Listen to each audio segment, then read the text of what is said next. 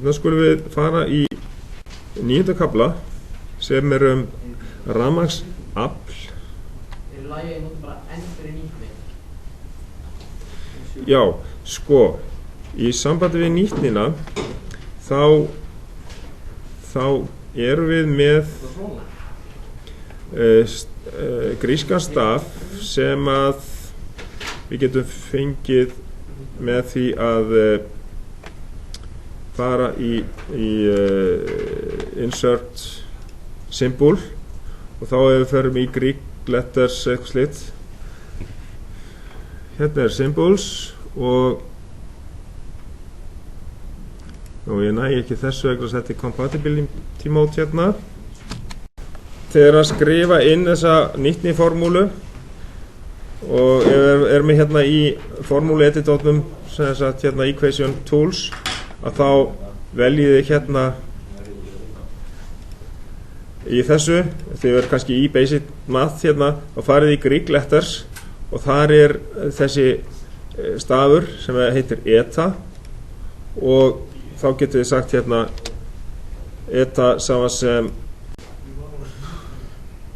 P út deilt með P inn. Þá setjum við það hérna P út fyrir ofanstrik og deilt með P inn. Eða setjum við upp í svona. Þannig að þessi gríski stafur heitir sem sagt eta. Allt í góðu. En þá skulum við halda áfram hérna og skoða kafla 9 hérna og það afl. Það kemur alltaf fram þar sem spenna og hún rekur strauminn einhverja rás eða viðnám og afl margfeldi straums og spennu. Formúlutáknið fyrir afl stórt P og einingin fyrir afl watt eða stórt töðaf. Hérna sem sagt lögmálið P saman sem U sinnum I.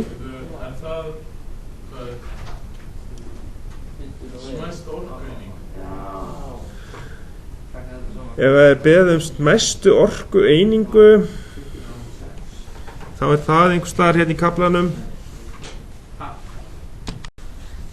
Til þess að átta sig á stærðunum í þessu þá getum við hugsað okkur að ef við setjum 10 ampere, það sem sagt hámark á svona algengum greinum hjá okkur. Ef að fer 10 ampere straumur þannig grein eins og ljósagrein eða eitthvað slíkt að þá þar aflið 2300 watt af því að spennan, neysluspennan mjög algeng þessi 230 volt og ef við erum með til dæmis eitthvað lága spennu eins og 9 volta rafhlöðu eitthvað slíkt og við höfum 1 milliampere þá erum við með aflið sem sagt 9 milliwatt. Nú til þess að reikna út straum í 100 watta peru þá getum við sett þannig fram að við deilum hérna upp í aflið með spennunni og þá það 100 watt deilt með 230 voltum eða við fáum straum í 100 watta ljósaperu sem dæmi það hérna 0,43 ampere eða 430 milliampere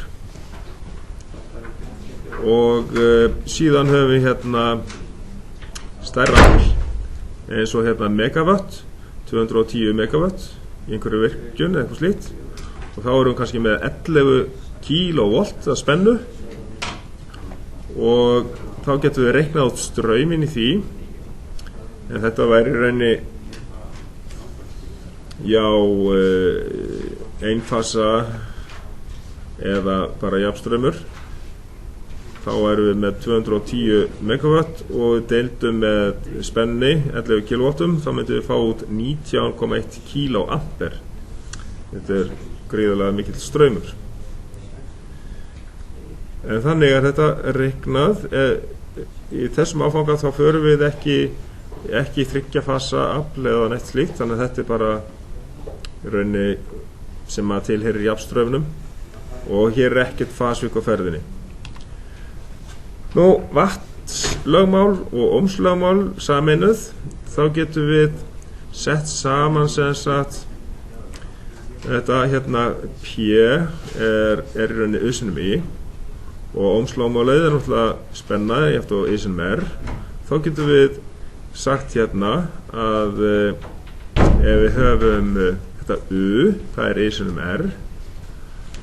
Ef við slítum þetta í sundur, sem sagt setjum í staðinn fyrir U-ið, þá setjum við I sinnum R, að þá höfum við í rauninni I sinnum R og það þýðir í rauninni að við erum með strauminn í öðru veldi sinnum viðnámið.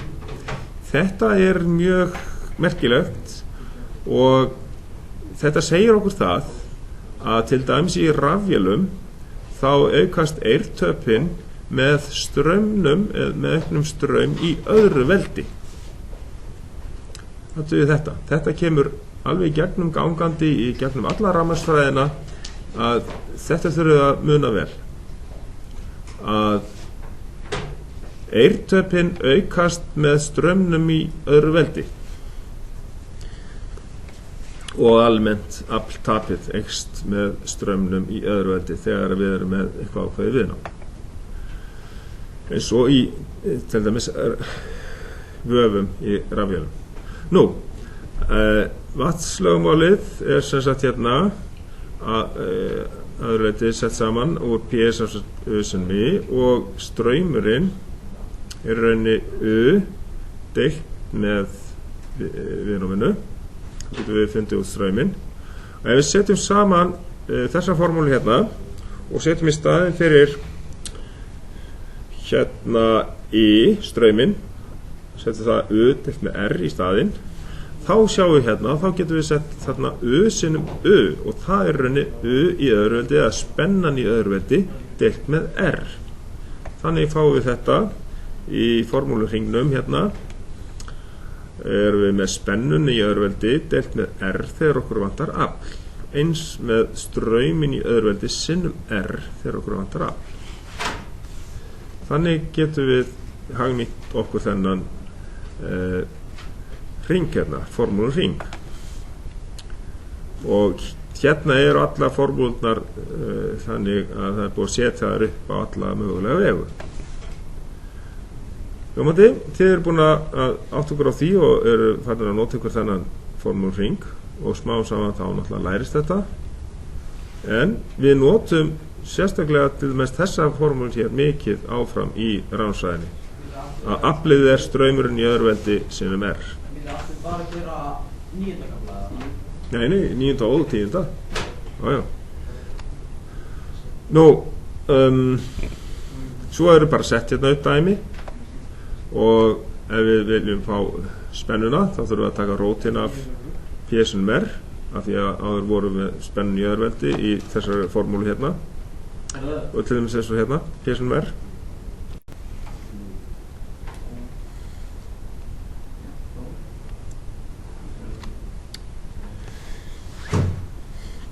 Hérna er sem sagt dæmi það hvernig við getum reiknað út þennan straum eða spennu.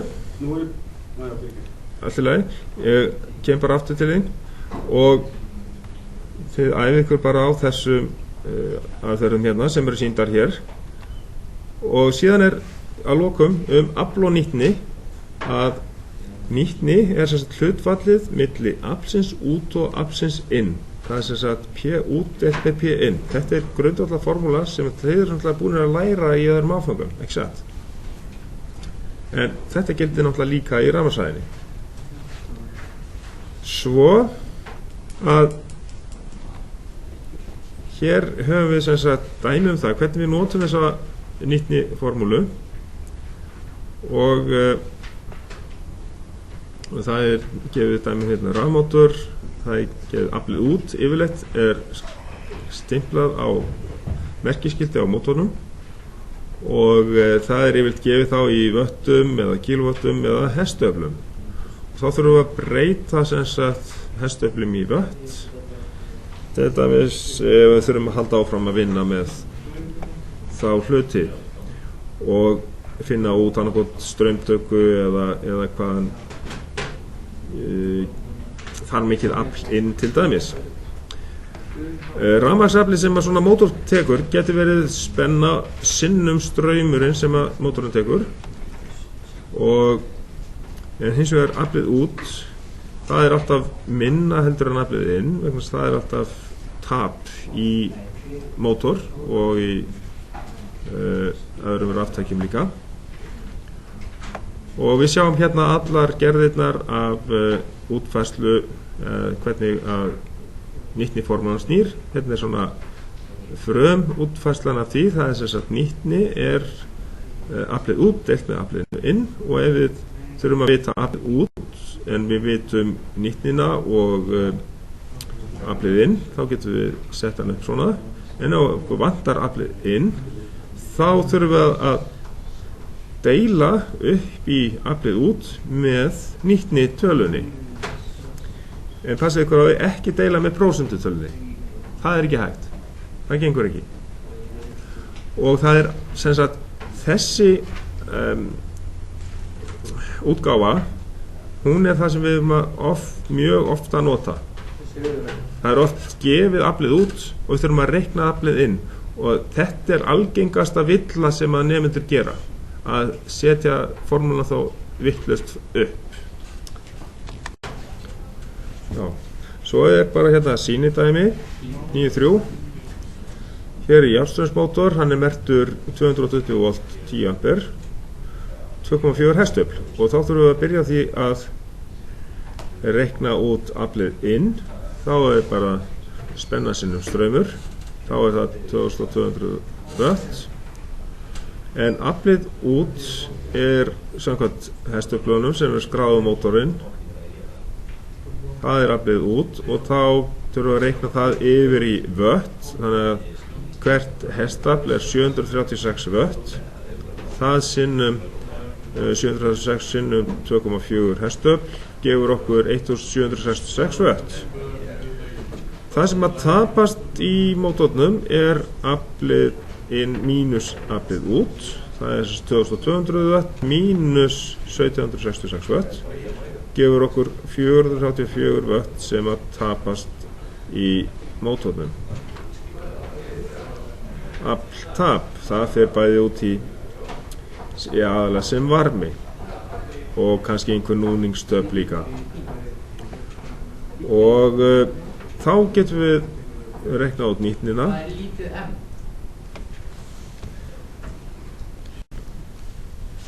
og til þess að finna nýtni þá notum við formúluna í upprunalegri mynd það er afl út deilt með aflinu inn eins og í þessu tilfelli hérna þá erum við að finna út nýtni mótorsins og nýtnitalan út af þessu er 0,8 og við breytum því í prósent með því að margfalda þessa tölu með 100 þá fáum við sem sagt 80% þá færum við komuna hérna 2 sæti til hægri þá fáum við þetta að þessi mótor hefur sem sagt 80% af nýtni köllum við þetta og þá er þetta komið hérna og síðan er sem sagt þessi heima dæmi í bókinni og þá er heimkablinn það er kafli 10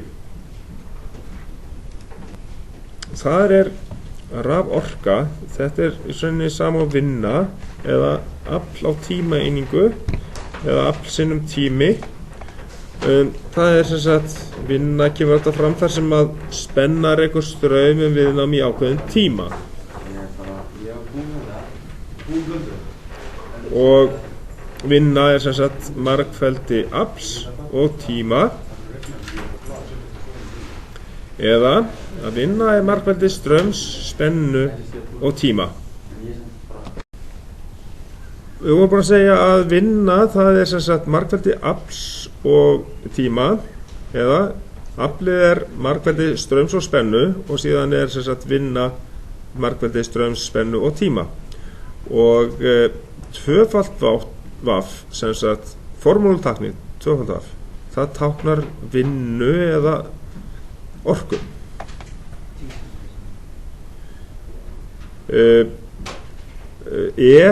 já sem sagt já, þetta er þarna á ensku work og já, enska þýðir þetta hérna en einingin nefnist sem sagt joule fyrir þetta hérna töðalaf og það formúlutakni fyrir það stórt jóð en við getum reiknað það út frá annarkvort afl sinnum tíma hérna, p sinnum t litla t, þetta tími eða við getum sagt líka að sem sagt þá það u, það spenna sinnum straumur sinnum tími og hérna þá sýnidæmi þetta þá hérna erum við með spennu sem 230 volt straum sem 6,52 ampere og tíminn 1 klukkustund og við ætlum að finna út hvað þetta eru margar kilowattstundir og þá margföldum við þetta saman en við þurfum að ef við værum kannski með tíman í mínútum þá þurftum við fyrst að breyta því í klukkustundir skilji þá myndum við ætla að deila með 60 og þá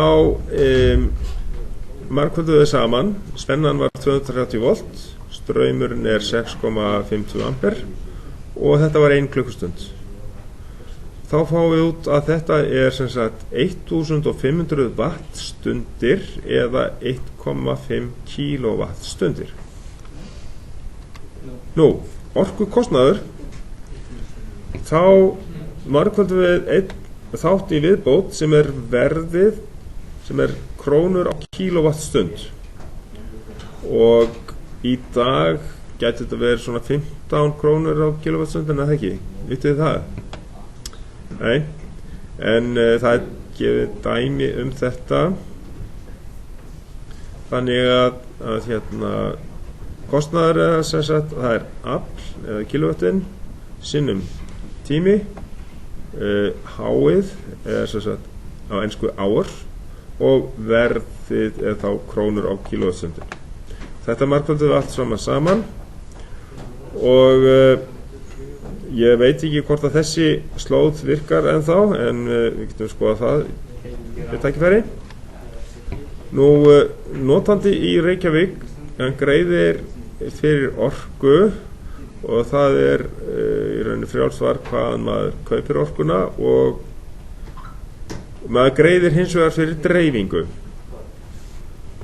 og það var þarna Orkuveita Reykjavíkur sem að sá dreifinguna og þetta heitir nú eitthvað annað í dag en annan dæmi hérna ef að við finnum út kostnaðinn fyrir þetta aflið 1800 watt á einhverju tæki og ef að tíminn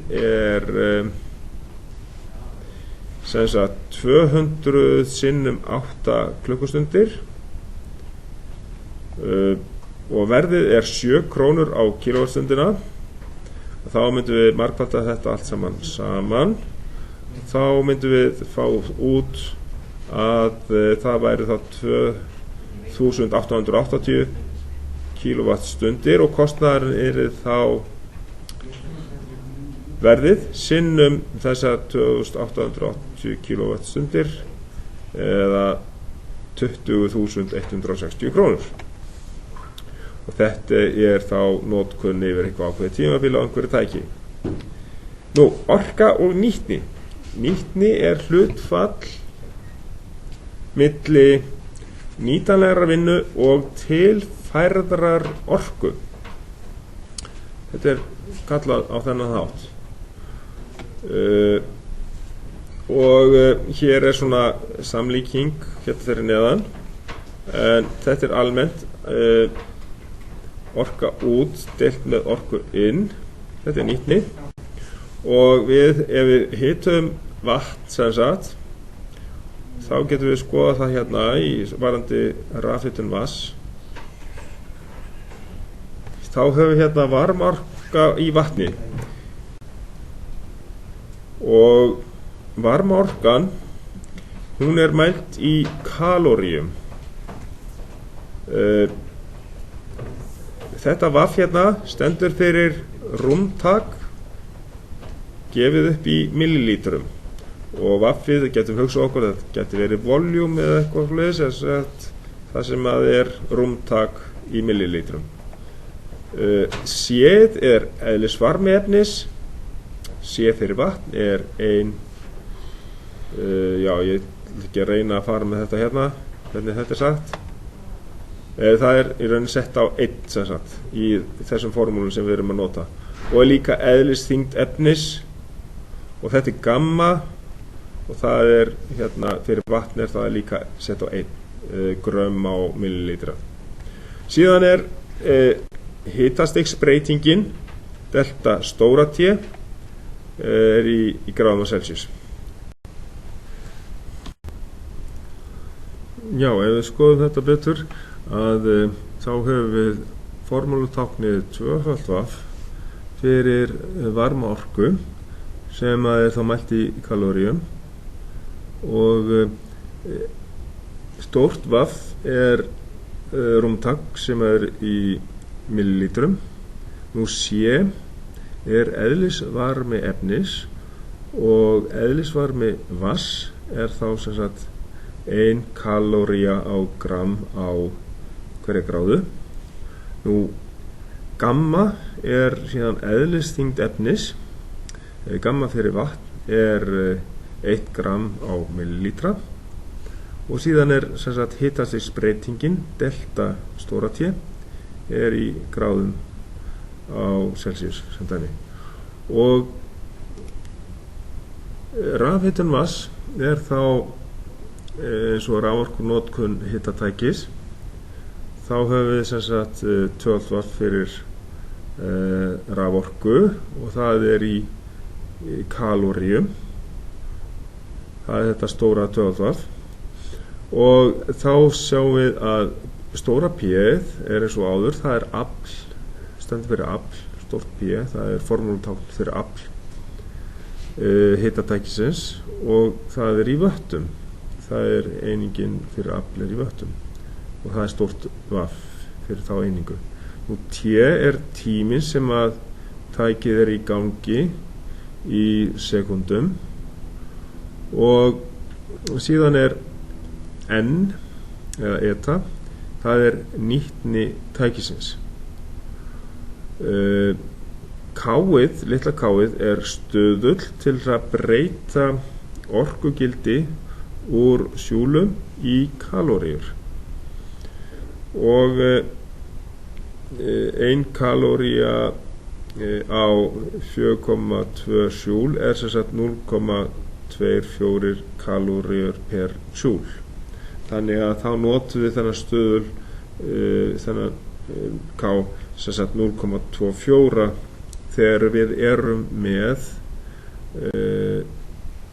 millilítra og sekundur, eins og hér í þessu hérna. Já, við erum þá með vött og millilítra og sekundur, og þá verðum að kolla stöðullin 0,24. Og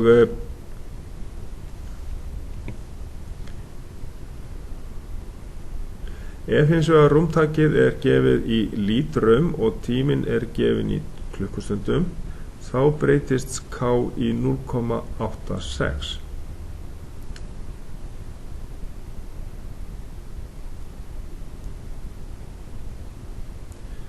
Nú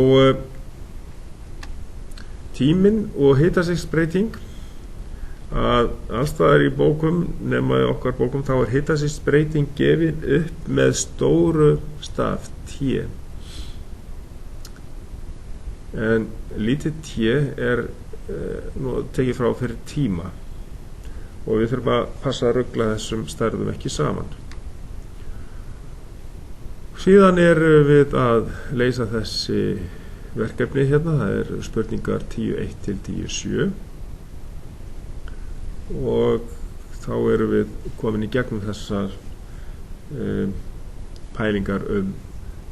og 10. kafla.